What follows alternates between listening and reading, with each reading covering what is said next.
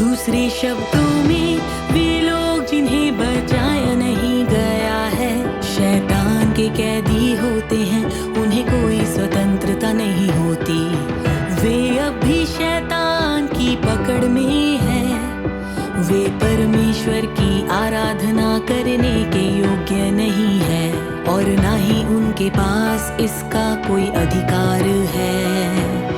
शैतान द्वारा उनका करीब से पीछा और उन पर क्रूरता पूर्वक आक्रमण किया जाता है।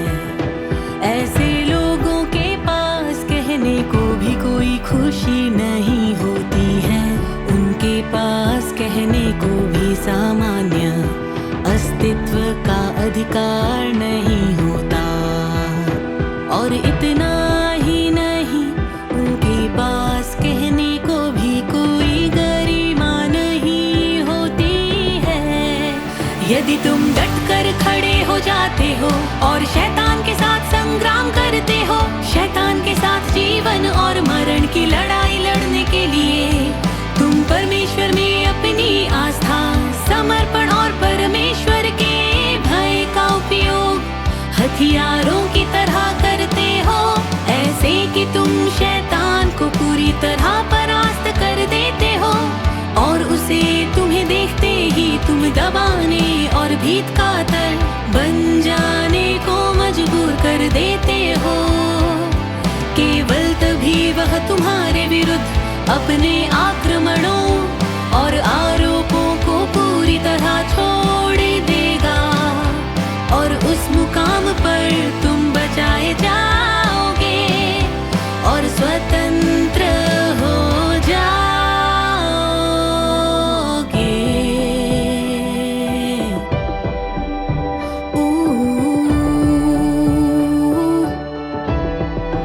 यदि तुमने शैतान के साथ पूरी तरह नाता तोड़ने का बस ठाना है, किंतु यदि तुम शैतान को पराजित करने वाले प्रभावकारी शस्त्रास्त्रों से सुसज्जित नहीं हो, तो तुम अब भी खतरे में होगे। समय बीतने के साथ जब शैतान तुम्हें इतनी यातना दे देता है कि तुम में रत्ती भर भी शक्ति नहीं बची होती है, तब भी तुम गवाही देने में असमर्थ हो। तुमने अभी स्वयं को अपने विरुद्ध शैतान के आरोपों और हमलों से पूरी तरह मुक्त नहीं किया है, तो तुम्हारे उद्धार की कम ही कोई आशा होगी।